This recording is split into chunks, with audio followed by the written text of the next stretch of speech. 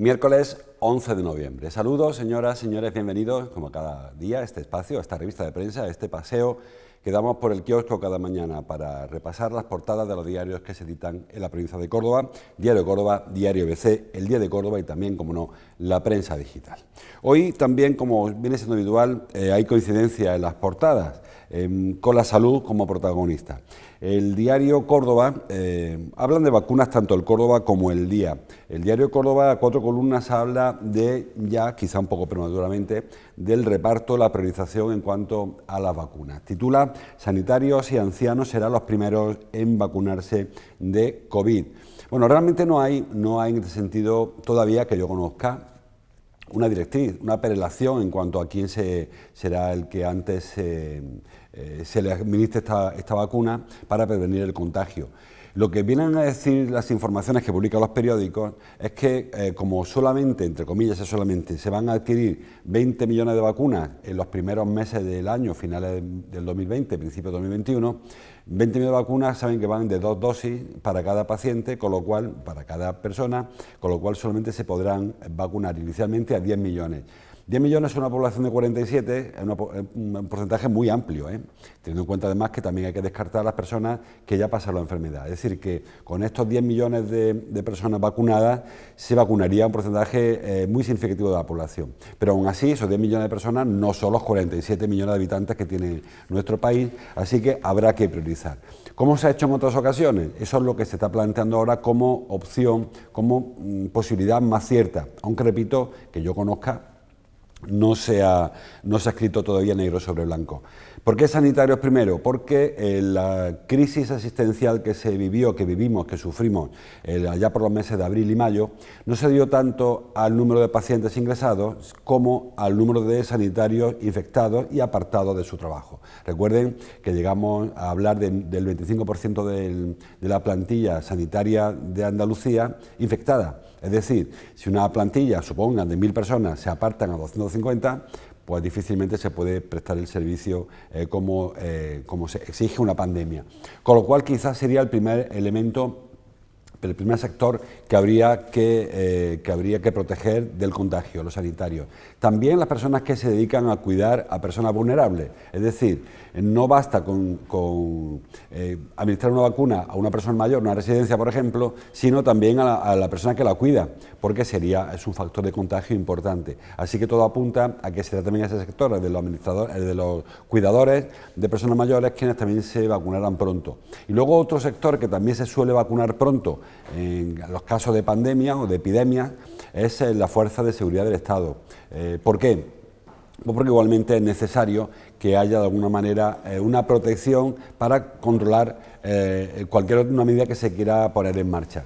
Y además porque es una población habitualmente más joven que puede asumir, no digo un riesgo en caso de una enfermedad muy grave, en caso de que el contagio o que la vacuna no se le dé bien.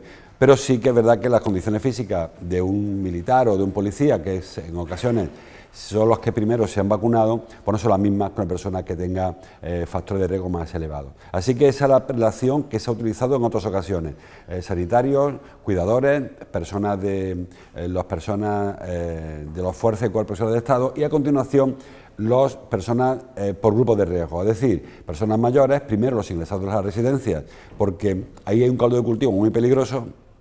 Después el resto de mayores, que es un poco lo que ha ocurrido, si recuerdan, con la vacuna de la gripe de este año, con la anticipación de la vacuna de la gripe. Se ha seguido ese orden y se supone que cuando tengamos la vacuna de la COVID-19 se seguirá un orden parecido. Sanitarios, cuidadores, personas en residencia y mayores de 65 años. Y luego el resto de factores de riesgo, personas con patologías, diabéticos o insuficiencias respiratorias, cardíacas, se irá haciendo una prelación hasta llegar al último para el último de los habitantes, que es probable que no se vacune nunca o que tarde en vacunarse mucho tiempo. Pero esa es un poco la intención, parece, todo apunta a que será esa a partir de lo que se ha hecho en otras epidemias o pandemias o incluso la campaña de la gripe. El diario El Día habla en su portada de cuántas vacunas llegarán a España. Dice que llegarán en torno a 20 millones y que el Gobierno espera tener vacunas para 10 millones de personas antes de mayo. Bueno, ayer dijo el ministro Salvador Illa, ministro de Salud, de Sanidad, que es probable que a principios de diciembre ya empiecen a llegar las primeras vacunas, pero llegarán de una manera, no digo testimonial, pero sí de una manera, bueno, pues que solamente se podrían administrar a personas muy concretas, grupos muy concretos. Que durante diciembre, si el proceso que está siguiendo ahora la farmacéutica Pfizer y la tecnológica BioNTech funciona, es decir, si no hay un revés, que todo el mundo espera que no, todo apunta a que en el mes de noviembre, durante el mes de noviembre, quizás el primer día de diciembre, se ultimen los permisos necesarios para poder comercializar su vacuna. A partir de ahí empezarían a llegar vacunas a repartirse por todos los países y a España le corresponderían 20 millones inicialmente de estas dosis. Europa va a firmar hoy, está anunciado que firma hoy con Pfizer la adquisición de estas 200 millones de vacunas que corresponden a la Unión Europea y en el reparto, que esto está más que hablado hace mucho tiempo, a España corresponde el 10% de vacunas que lleguen a Europa. Es decir, 20 millones de esas 200 millones que llegarán a Europa. Se reparte, lógicamente, con criterios poblacionales.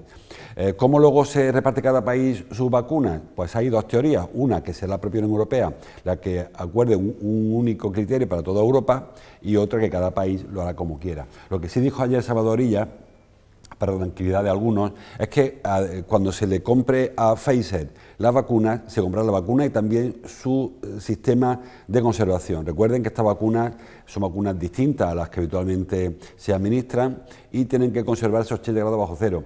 Muy pocos centros de salud, por decir ninguno, tiene esa capacidad de almacenar vacunas en una cámara frigorífica con esa temperatura. E incluso hay muchos hospitales que no tienen esa posibilidad.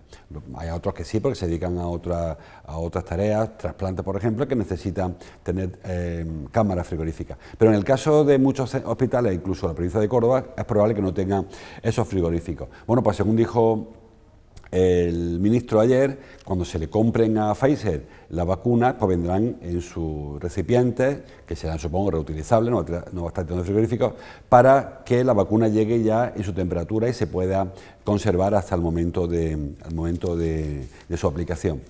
También había otro factor que también ayer se habló como negativo, que es una vacuna de ARN-M, le llaman, un ARN mensajero, es decir, la vacuna no se inyecta un virus desactivado como se suele hacer, por ejemplo, la vacuna de la gripe o la del sarampión o cualquier otra vacuna, que si no se coge un virus, se debilita, se le elimina su letalidad y se inyecta para que el cuerpo aprenda a defenderse frente a un virus débil. En este caso no se va a hacer así. Se ha utilizado una fórmula, un formato del ARN mensajero que lo que hace es, le explica a las células, por mensaje del ribosoma, del ácido ribonucleico, le explica al resto de células cómo se combate ese virus. Y como yo decía, esto que es una gran ventaja para la investigación, porque va a enseñar cómo tratar otras enfermedades, incluso se habla de las células tumorales, se podría también enseñar a la célula a luchar contra las células cancerígenas. En este caso significa, también supone un hándicap cuando se pelea contra un virus, porque es probable que el virus mutara, en fin, una serie de hándicaps. También hay que tranquilizar a los científicos, dijeron que si las pruebas son como se han dicho, no ha mentido nadie, no tiene por qué haber mentido nadie. Y la comunidad científica avala el resultado con la inminente publicación en una revista científica por un comité neutral, que no sea los propios investigadores, lógicamente, avalan esta vacuna. Es probable que a finales de noviembre empiecen a producirse y en principios de diciembre empiecen a repartirse. Asegura Pfizer que ya tienen 15 millones de vacunas producidas, aun a riesgo de que no sirvieran, se han anticipado. Es decir, que todo apunta a que esta será la primera gran batalla ganada contra el virus, aunque no será la definitiva. Saben que hay 20 y tantos investigaciones abiertas en el mundo para descubrir vacunas y luchar contra la COVID, que esta es la primera que ha llegado, está muy avanzada la AstraZeneca, la de Oxford también, y alguna vacuna incluso que funciona, como le decía antes, por el sistema clásico de tomar un virus, debilitarlo e introducirlo en el cuerpo de una persona sana para que genere anticuerpos en prevención de que se pueda pillar la enfermedad. En cuanto a los porcentajes, ya hablábamos ayer, esta vacuna tiene una eficacia del 90%, que dirá alguno, bueno, es que en 10% que se la pondrán y no les servirá para nada. Pero ayer dijo la OMS, la Organización Mundial de la Salud, que una vacuna a partir del 50-60% ya se considera eficaz, porque no hay vacuna infalible. Esta será una de las más altas, de las de más alta eficacia que se están poniendo en circulación, muy por encima de la gripe o del sarampión, que son las más habituales en los calendarios de vacunas de los pequeños. Así que por ahí parece que todo sigue en la línea que ya anunciamos ayer, de optimismo moderado, con cautela. Tampoco hay que ahora salir a la calle a contagiarnos porque vacuna, porque esa es otra. La vacuna sirve para prevenir un contagio, no para curar un contagio. El persona que le pille la vacuna con el contagio ya no podrán administrarse la vacuna, tendrán que tener un tratamiento distinto a la de la vacuna. Es decir, que no vale ahora relajarnos porque no pasa nada. Todavía estamos en la misma situación de antes de ayer y lamentablemente la misma que habrá mañana y pasado mañana. En cuanto al tratamiento, ayer la Junta de Andalucía aprobó un tratamiento nuevo para las personas mayores, para los ancianos, un tratamiento, por cierto, que nace de Córdoba, del Hospital de Sofía y el IMIDIC, Instituto de Investigación Médico Averroes. Es un tratamiento a base de calcifediol y vitamina D. Se ha detectado, el Reino Sofía ha hecho una investigación con pacientes enfermos contagiados de coronavirus, de COVID, con el virus del coronavirus y a partir de su evolución pues han publicado una serie de resultados muy satisfactorios y se ha demostrado que efectivamente, no encuentro ahora dónde está la información. A partir de esta prueba clínica en pacientes ingresados mayores de 70 años, se ha demostrado que sí que sirve para evitar su ingreso en la UCI, que hoy por hoy es el principal riesgo. Yo siempre lo digo, el problema del contagio del virus no es que nos contagien, es que acabe el paciente en la UCI, porque ahí se puede colapsar el sistema y eso sí que generaría los problemas que ya vivimos en marzo, abril y mayo. Recuerden que en esa época, hoy el diario Córdoba señala la portada que tenemos más contagiados, más infectados hoy o más ingresados hoy que en marzo, pero son condiciones totalmente distintas. Ahora no existe esa presión asistencial que se apuntaba en marzo, abril, mayo, que tampoco, por cierto, llegó a colapsar en el caso de Córdoba ningún hospital. En la zona sur, el Distrito Sanitario Sur, el del Hospital Infanta Margarita, hay un problema más, porque ahí la población está más contagiada, y hay menos espacio para ocupar camas. De hecho, se han trasladado del Hospital Infanta Margarita pacientes que estaban ya en rehabilitación, recuperación, a otros centros para liberar camas en caso de que fuera necesario. Pero aún así, como les digo, no hay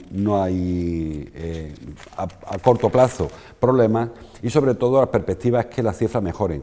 Saben que llevamos 4 días reduciendo las cifras de contagios.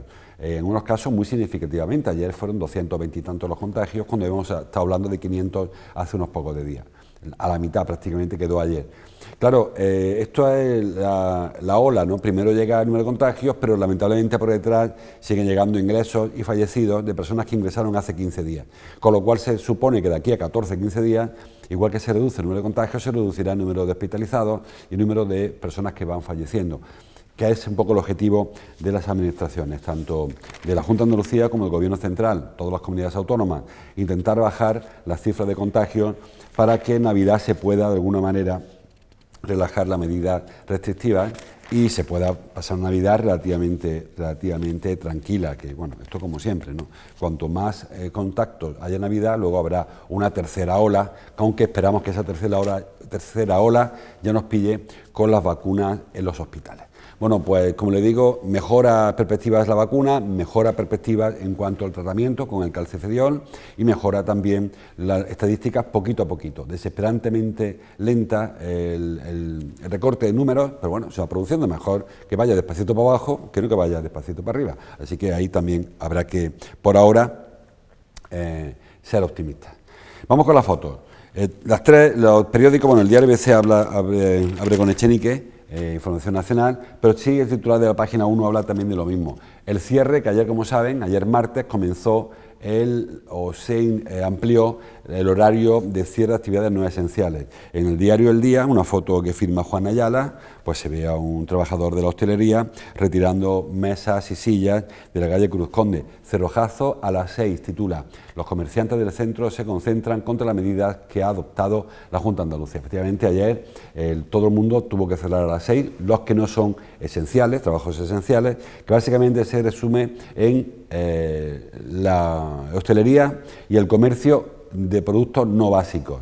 Para que hagamos así un poco, se amplió incluso ayer algunas de las excepciones, se incluyeron los alquileres de vehículos, los mayoristas, se incluyeron algunas actividades más como esenciales. El diario Córdoba, la página 1, una foto de Francisco González, de Paco González, hace referencia a esa concentración que decía el diario El Día. Primeras protestas. Los comerciantes cordobeses plantan cara a una medida que les asfixian, titula. Y vemos a un grupo de comerciantes del centro, una concentración que dicen fue espontánea, que no estaba convocada ni estaba anunciada. Bueno, ocuparon un espacio que no tiene tránsito de vehículos, con lo cual no hacía falta tampoco muchos más permisos.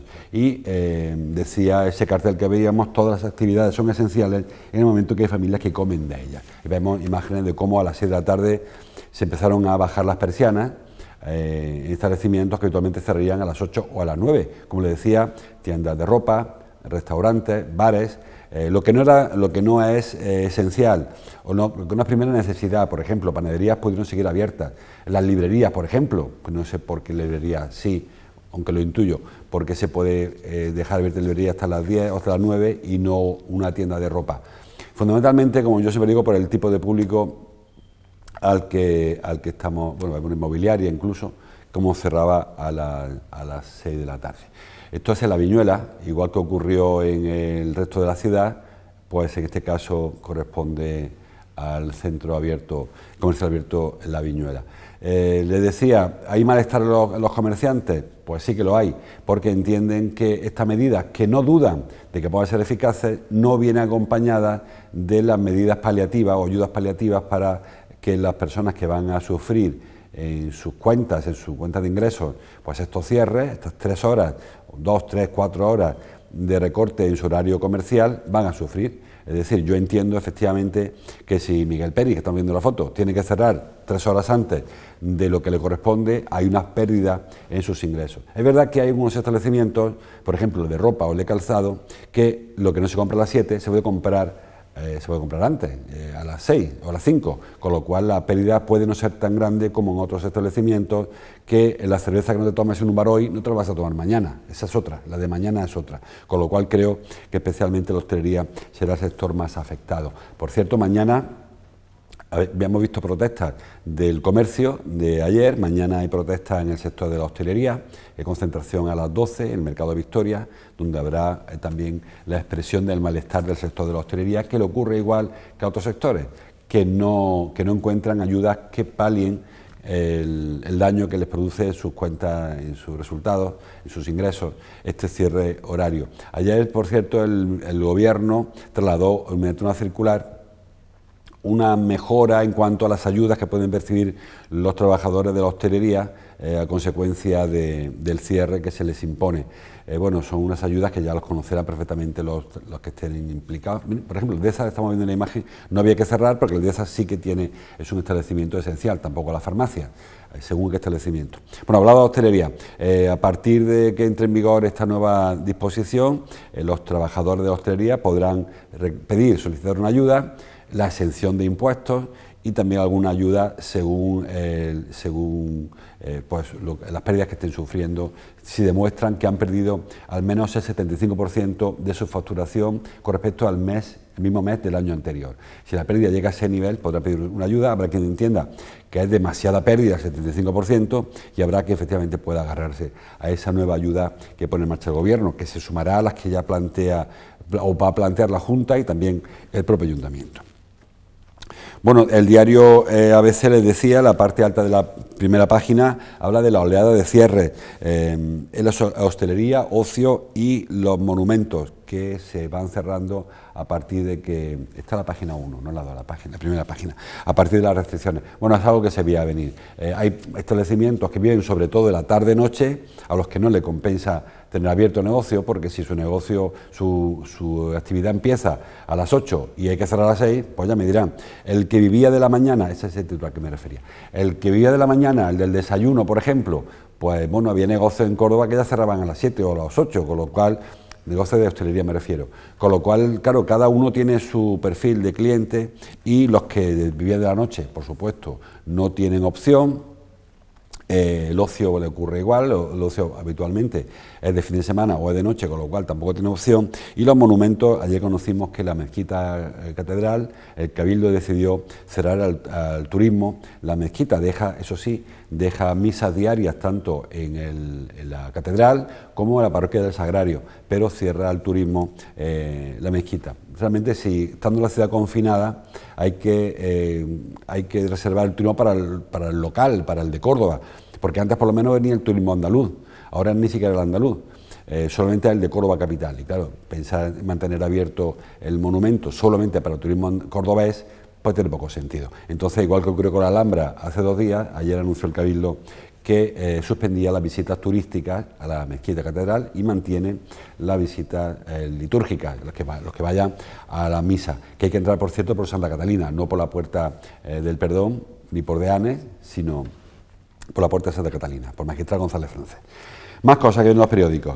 Dicen todos los periódicos, nos quedamos con el diario El Día, por ejemplo, la parte alta: Igualdad retira su campaña del 25N por un polémico cartel sobre los padres. Y ahí tenemos a la concejal responsable, teniente alcalde, Eva Timoteo, con el cartel objeto de polémica. El cartel, si lo leen, dice: de mayor no quiero ser como mi papá.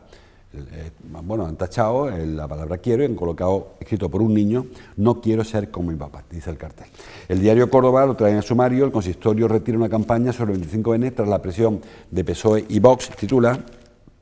Y en el diario ABC, la página 2, también foto para Eva Timoteo en el acto de presentación de esta campaña, y un titular muy parecido: el Ayuntamiento retira su campaña contra el machismo por un polémico mensaje. Bueno, hay que decir que la campaña ha sido la más corta quizás de las que yo recuerde en el Ayuntamiento, porque se anunció a las 10 de la mañana y a eso de la 1 ya estaba retirado de la circulación. Entre las 10 y la 1 pues hubo un aluvión de tweets y de entradas en Facebook y en Instagram denunciando una campaña que no le gustó prácticamente a nadie, excepto al que la inventó. La campaña, como les decía, como les digo, es una campaña dirigida a los pequeños, a los menores que en su domicilio viven el maltrato del progenitor al otro, del padre hacia la madre, violencia machista, aprovechando, como les digo, que el 25 de noviembre es el Día contra la Violencia de Género, violencia machista. La campaña creo que lleva un mensaje claro, un mensaje además que todos aplaudimos. Hay que conseguir que los pequeños no vean, no presencien estas conductas, que luego las pueden repetir en su madurez. Quizá el error ha sido en que el mensaje no está nada claro, y cuando pasen por la calle, ya no lo van a ver, pero ayer por la mañana pasaran y vieran un cartel en el que dice: de mayor no quiero ser como mi papá, quizá era un poco brusco y hacía falta mucha explicación. De hecho, en el tuit de Eva Timoteo, en el que anunció que retiraba la campaña, decía eso: una campaña que tiene que ser explicada no es una buena campaña. Quizá el mensaje ha sido demasiado conciso, demasiado directo, y nos ha faltado una segunda explicación para que el que lo viera supiera que se refiere a que no hay que imitar conductas violentas, que es lo que viene a decir esta campaña. Hay que evitar que los pequeños reproduzcan e imiten conductas cuando las conductas del padre no es una conducta educativa, como es el caso de una agresión machista. Yo creo que incluso hay otras conductas de los padres que no tienen que ser copiadas, los malos hábitos, por ejemplo. Es decir, no me parece tan mal que un menor no quiera hacer como su padre y fume, por ejemplo, o beba, por ejemplo, o mucho más si agrede a su cónyuge, ¿no? Pero quizás estuvo muy mal explicada la campaña y criminaliza a todos los padres en general, a los papás en general, y eso es lo que ha motivado este aluvión de críticas que le ha costado al área de igualdad del Ayuntamiento retirar la campaña. Ayer, por cierto, de tarde ya el PSOE pidió la dimisión de la concejal, o el cese de la concejala responsable del área de igualdad, de Eva Timoteo, que, repito, es teniente de alcalde. El alcalde, por cierto, publicó también su tuit en el que reconocía que no le gustó la campaña y agradecía a Igualdad que la retirara, que yo creo que el alcalde hizo bien en aplaudir esa retirada, pero hubiera hecho mejor si hubiera conocido la campaña antes de presentarla, porque creo que es obligación del ayuntamiento que lo que haga una mano la conozca la otra mano. Saben que en el ayuntamiento hay dos partidos que gobiernan, PP y Ciudadanos, y muchos nos tememos que lo que hace uno quizás no lo conozca el otro. En este caso, Timoteo es de Ciudadanos y parece que el grupo del PP no lo conocía por la reacción que han tenido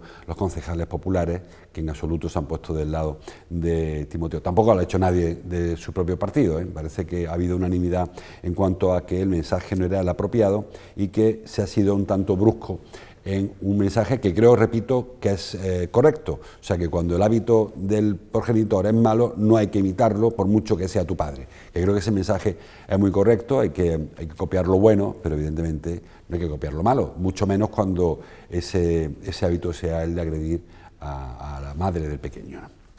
Bueno, pues la campaña se quedó ahí. No sabemos si de aquí al 25N habrá una nueva campaña o si se va a quedar solamente los actos. Saben que este año no habrá una gran manifestación, 25N, porque no parece oportuno reunir a muchas personas, y habrá marchas simbólicas por cada municipio de la provincia, y habrá algunos actos, como siempre, en torno al 25 de noviembre para recordarnos que hay muchas mujeres que están sufriendo la violencia doméstica en su hogar, de su pareja, de su marido o exmarido, de su cónyuge, y que por lo tanto hay mucho trabajo que hacer todavía para combatir esa gran lacra del siglo XXI. Bueno, más cosas, que hay todavía más cosas en los periódicos, muy rápidamente, que se nos acaba el tiempo. Dice el diario Córdoba: incertidumbre en la escena cordobesa por las nuevas restricciones horarias, también la escena cordobesa. Hablamos antes de la hostelería, del ocio, del comercio. ¿Qué ocurre con los teatros? Bueno, pues ocurre, por ejemplo, la primera de las víctimas ha sido la obra de Juan Echanove, la obra de Vargas Llosa, que iba a representar a Juan Echanove este fin de semana en el Gran Teatro, la fiesta del Chivo, no me acordaba. Bueno, pues no se va a representar, porque lo que está proponiendo el ayuntamiento a las compañías es que pasen la representación a la mañana. Claro, ¿qué ocurre con la mañana? Varias cosas. La primera, que no hay tradición ninguna de ir al teatro por la mañana. Y la segunda, que la gente trabaja por la mañana. Habitualmente el horario del teatro comienza cuando acaba el horario comercial, para que quien esté trabajando pueda acudir al teatro. Pero claro, en esta situación actual, el que no trabaja por la mañana, muchos casos es que no trabaja. Y tampoco parece que sea la mejor opción ofrecerle un espectáculo a alguien que está en su casa desempleado.